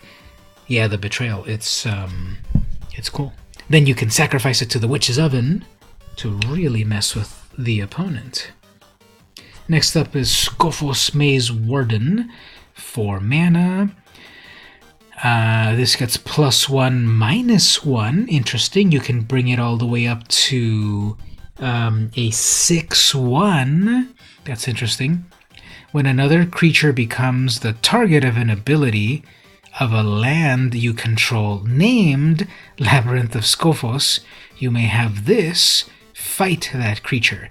Okay, well, that's kind of a lot of hoops to jump through, but it's kind of interesting. If you have the land, you can have this fight it, so that's kind of cool. So we've got the Skophos War Leader on the next page, 4/5 for 5 mana. Sacrifice another creature or enchantment. It gets +1 and a menace until end of turn. One of my favorite arts is the Stampede Rider. This satyr is just having a lot of fun on that ox. 2/3 trample. At the beginning of each combat, if you control a creature with power 4, this gets +1. Next, we've got the Storm Herald, a 3/2 for 3. When it enters, this is way too much flavor text. I don't really care. I don't play red, so let's skip it. Next up, we have actually a gap right here. Storm Wrath. So we have a gap there. It looks like I'm missing more of the red cards than other cards. Then we've got a Tectonic Giant. Thrill of Possibility is back with new art. Discard a card, draw 2 cards. Triumph of an Axe. So an uncommon Saga for 4. Okay, I do have an Underworld Breach. I don't know why I thought that I didn't have that one. Underworld Breach is at the $4 range or so. Okay, so I have an Underworld Breach. Cool.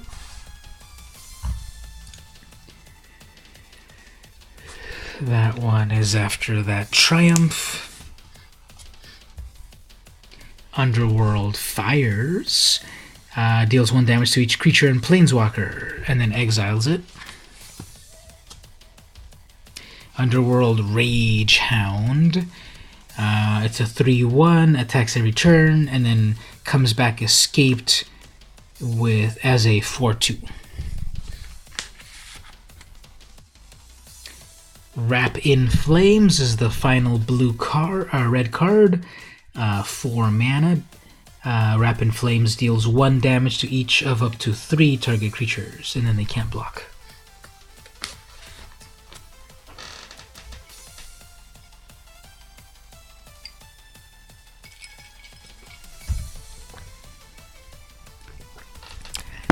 So red seems to have the most missing cards. That's interesting. Next up we have a very scary spider, Arasta of the Endless Web. No shock type cards. Yeah, everything either has like a little bit of an extra thing or it's a little bit more expensive. But I've noticed that several of these Neo shock effects have exile instead of just destroy. So again, I'm not doing a lot of green, so I'm just gonna breeze through the green. Binding of the Titans, Saga. Another spider with reach.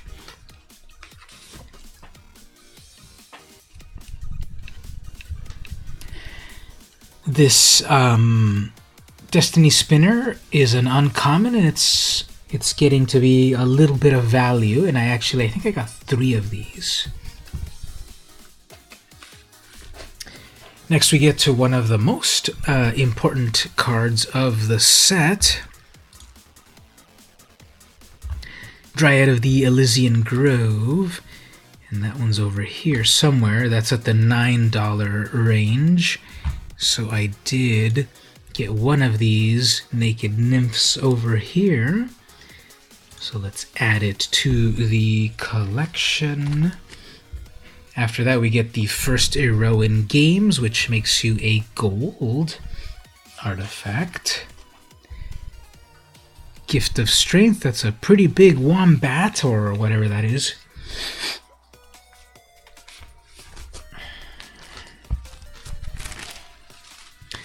Hydra's Growth, this one makes your little creatures into big creatures. Cool.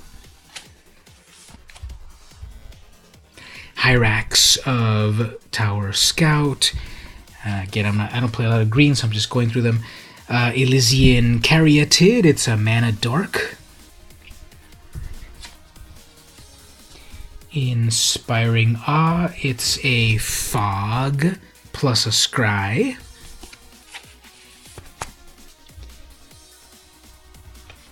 Clothis' Design, target creature gets +X based on devotion, so that could be pretty big.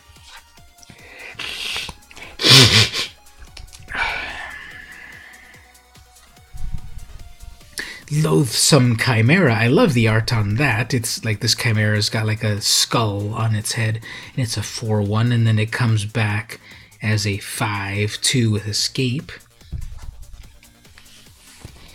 Mantle of the Wolf, it's a rare, something gets +4/+4, and then it makes 2 2/2s. Moss Viper, it's a 1/1 with Death Touch, 4/1. For 1 green mana. Mystic Repeal, 1 green. Put target enchantment on the bottom of its owner's library. Nisian Boar, it's a 10/6 for 5 mana. all creatures able to block this must do so, and when it becomes blocked, they draw a card. Weird. We have the Nisian Horn Beetle. It's a 2/2 for 2, but then at the beginning of combat, if you control another creature with power 4, this gets stronger. Fun.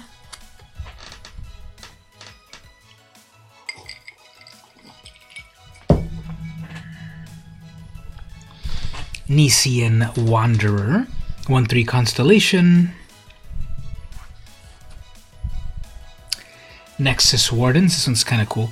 Nice, that board would be epic if it had Rampage. Rampage? That hasn't existed in years. We would have to settle nowadays for Trample. But yeah, Rampage would be amazing because then it would just get so huge. Nexus of Wardens. Gain some life. Then we got Nylea, the Keen-Eyed, one of the gods. Very nice. I think this one's got some value, right? Where's Nylea?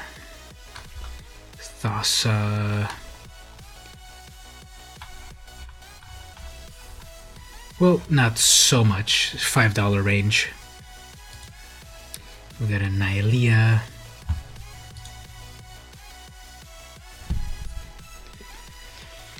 And there's a whole suite of Nylea's stuff right here. We have the Nylea's Forerunner. 5/3 Trample. Give your other creatures trample. Oops, putting her in the wrong spot. We have Nylea's Huntmaster 4/3. Oh, and then I'm missing the Nylea's Intervention right there, so we have to jump over to the Nyx Herald. One of your favorite old combos was Craw Giant with Lure and Venom. That definitely sounds like that would work perfectly. That Craw Giant had like Rampage 2 or something, and then Venom, you're gonna kill everything. Death Touch, right? Proto Death Touch. And Lure, make everything block that giant, so very nice. Uh-oh, what's this? Next up is the Nyxbloom Ancient. This is also one of the cards that is pretty valuable. $13. So that's cool.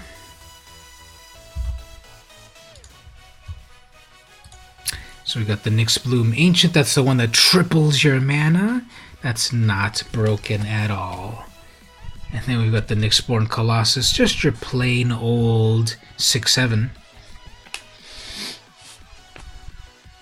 Next up, another Omen. Omen of the Hunt. This one lets you search. Ferris Band Brawler. It's a 4/4. And then it fights. We got good old Plummet. Relentless Pursuit, 3 mana. Reveal the top 4 cards. You may put a creature or land into your hand. Oh, I'm missing one right here. Renata. So right here. Renata called to the hunt, but I've actually got her in her alternate border. So after that comes Return to Nature. Destroy an artifact or enchantment or exile from a graveyard. We've got the Citizen Champion, which is one of the cards at the moment that has some value in the $2 range. So got that. Okay, then we got Citizen Petitioner.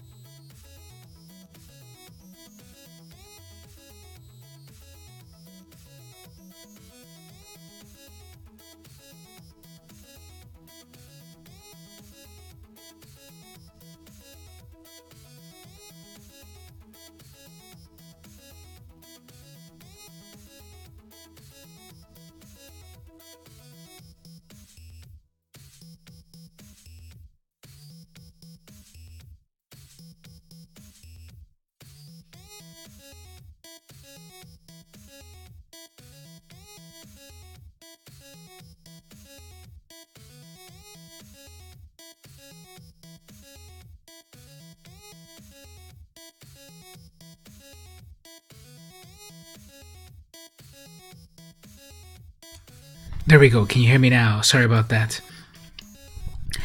I scrolled on my thing over here and I muted the wrong thing. So sorry. I think we got it back on track right now. I can see my little meter now jumping around. Okay, there we go. So we were at the Wolf Willow Haven. It gives your land more mana producing ability, and then it makes tokens. Okay, so now we're getting to the multicolored lands. These are usually the ones that are a little bit harder to collect. But let's see what we got. So next we've got the Acolyte of Affliction.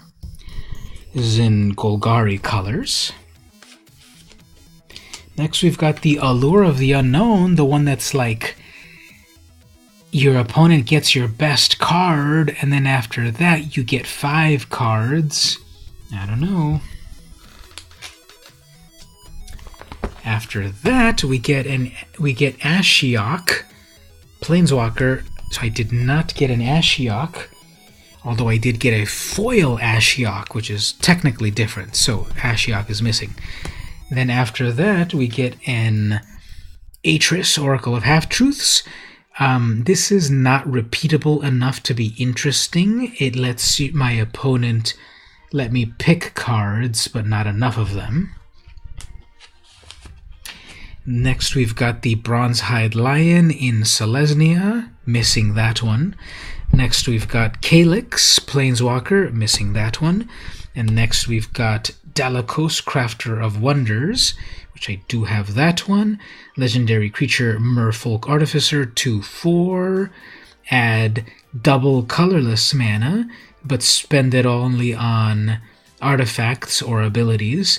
Equipped creatures you control have flying and haste. That's kind of cool. Next we have Devourer of Memory. This is a Dimir card. I have that one. It's a 2/1. Whenever one or more cards are put into your graveyard from your library, this gets +1 and cannot be blocked. And then you mill yourself. Now, I'm not doing a strong mill strategy, so I don't want that. Oh, actually, I do have a Dream Trawler. I thought I didn't. When I was looking through my cards, I thought I didn't have a Dream Trawler. But it is here. And that's in the $3 range.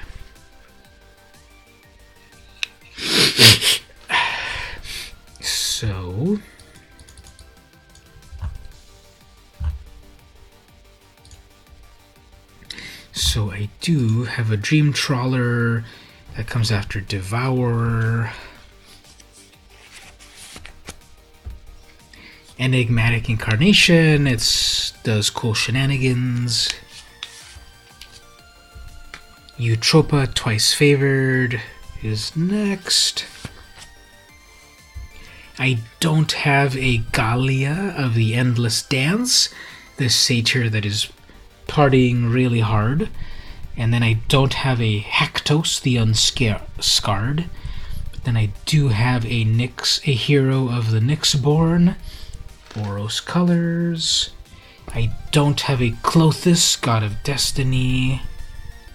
And then I don't have a Kroxa or a Kuronos. See, this is what I'm saying. All the uncommon, all the gold cards, I don't have a lot of them. Kuronos. And then I do have a Mischievous Chimera in Izzet colors. I do have a Polukranos Unchained. So I'll put that in there. Maybe you could try and make a Satyr deck and call it the party deck. I would. That's pretty fun. Satyrs seem pretty fun in this set. I do have a Rise to Glory.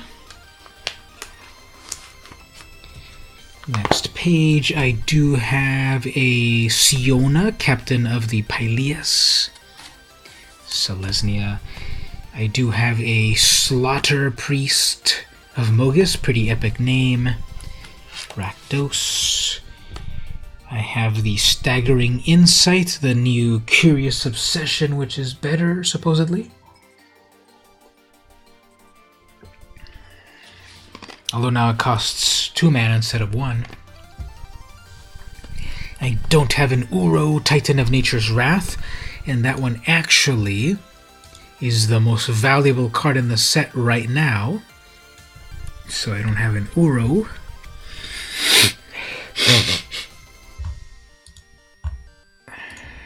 Okay, so Uro. Then Warden of the Chained. I do have a Warden. Gruul. Altar of the Pantheon gives you more devotion. I have that. Plus, it's a mana rock that gives you more devotion. Interesting. Bronze Sword. It's in the style of the really powerful swords, but it's not that powerful. Next is the Entrancing Lyre. That one's pretty cool. Taps down your opponent's creature. Next we've got a Mirror Shield. I have that one. Basically it makes Death Touch creatures touch themselves. Next up I got a Nyx Lotus. So yep, the Lotus of the set. 4 mana, comes into play tapped, and then it gives you mana based on your devotion. I actually opened 2 of these, and I'm going to put one of them into my deck. Next up here is the Shadow Spear. I don't have that one, and I want it, so I might trade Stevie for one. Next up is the Soul Guide Lantern. It lets you exile stuff from graveyards. I do have that one, so we'll put that there. Thaumaturge's Familiar. Nyx Lotus looks cool. It does, you know, you hear the term Lotus and you're like, this is the best card ever. And it's cool definitely in Commander because it comes in with the tap ability, and then it gives you mana based on your devotion. So I'm glad I got that. Next up is the Thundering Chariot. Got one of those. 3/3 for strike, trample, haste. Vehicle. Traveler's Amulet. I really don't think this is worth anything at all. It doesn't really ramp you. I guess it lets you go get the card that you want, but who cares? Then we've got the Wings of Hubris. So it's the new artifact that makes your creatures fly, and then it makes it unblockable, but then you have to sacrifice the creature. Weird.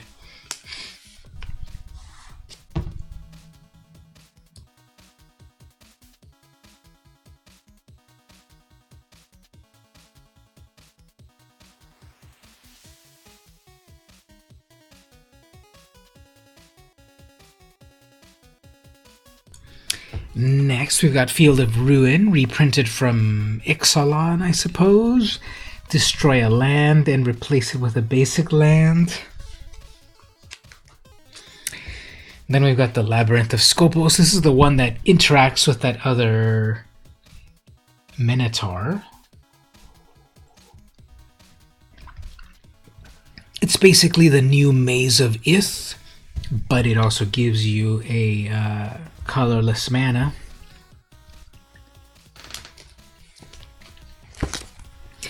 And then we've got the temples. I actually managed to get one of each in that box that I opened.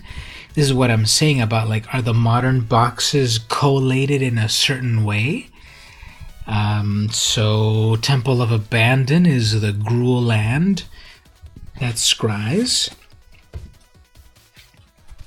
Temple of the Seat is the Dimir one.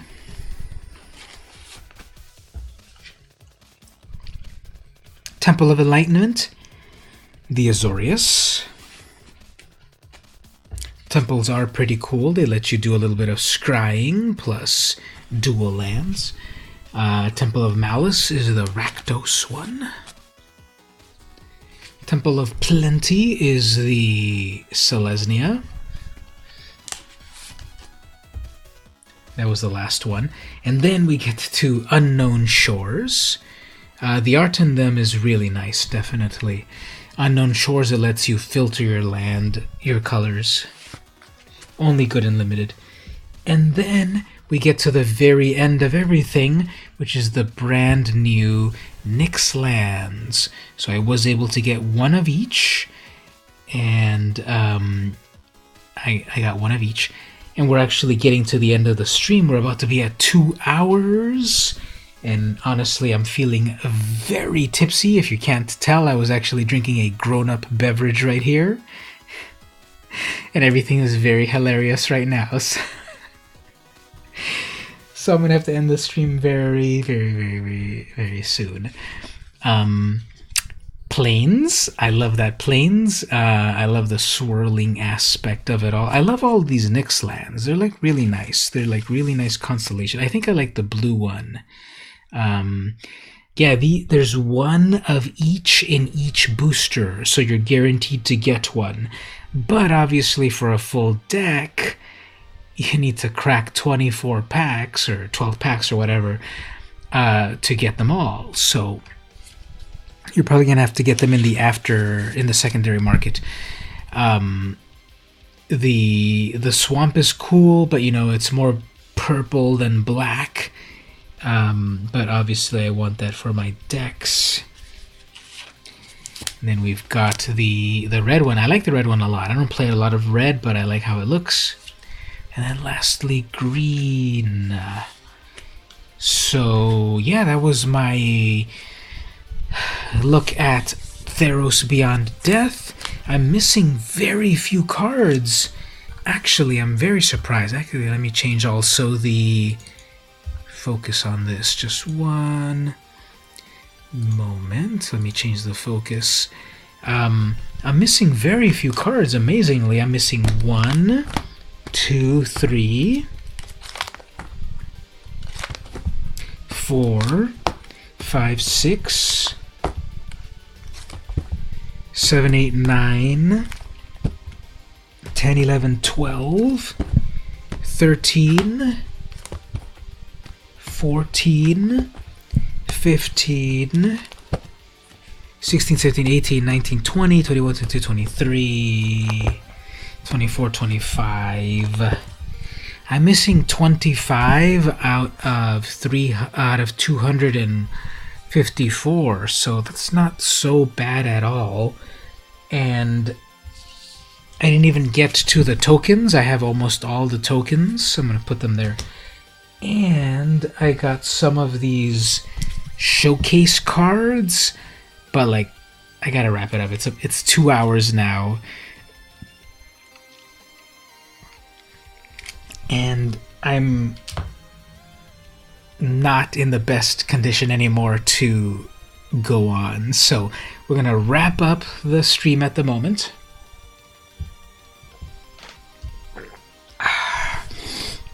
Do those other full arts go after the lands? Yes, they do. For example, Elspeth is number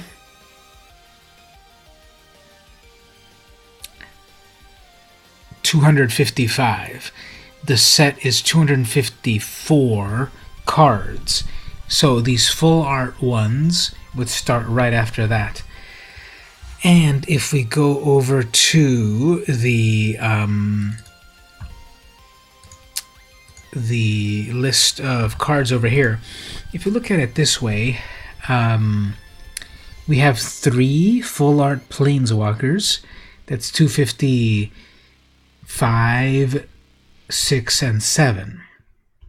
Then after that we have the showcase cards. There's 11 of them here. Which I do have a couple of them right here. So yeah, right here. So that's 11 of them, the constellation cards. I have a few of those. Then after that we get the buy a box, which I'm not really ever going to be able to get. I'm not going to get the buy a box. It's all those grown-up beverage. This is the famous Alicia. Yeah, I think this is the most tipsy I've ever been on a stream. So it's good that we're at the end of it because I am kind of out of it. So we gotta wrap it up. Planeswalker decks. I did get the Planeswalker decks, and so I have those, which I will be able to add to the collection. And then this is brand new.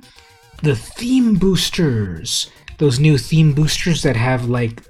These now have unique cards, which do I need to get these? Probably, because I'm obsessed. But do I need to get them? Probably not, because I have to watch my wallet. Then after that, we have the extended cards. These are the ones I'm never going to be able to get. These are the full extended ones that's all like rares or uncommons. Like, there's 54 of these. I didn't pull any of these at all. These are the most valuable of all. And I doubt I'm going to get any of these. Then after all of these, we have the promos. So if you go to like Friday Night Magic and stuff, promos, you get these. Actually, I have one of those. I can't find it. Arasta. I have that Arasta right there. From the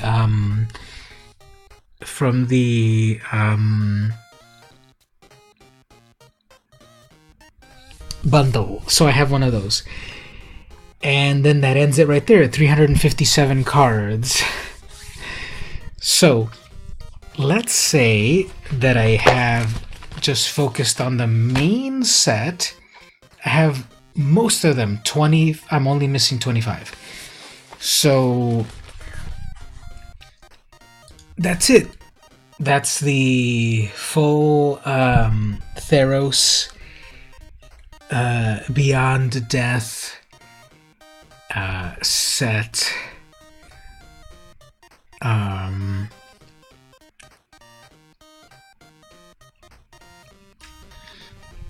Review. Yes, let's say that. And thanks everyone for hanging out. It's really cool for people to come to hang out during the stream, and I'll be back on Saturday to do some streaming of gameplay. But for the moment, not a bad haul. So I gotta go wrap it up. I'm about to sneeze.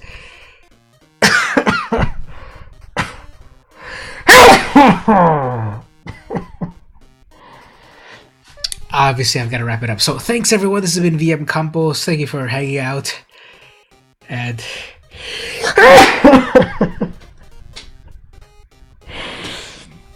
thanks for hanging out. This is VM Campos. I'll see you next time.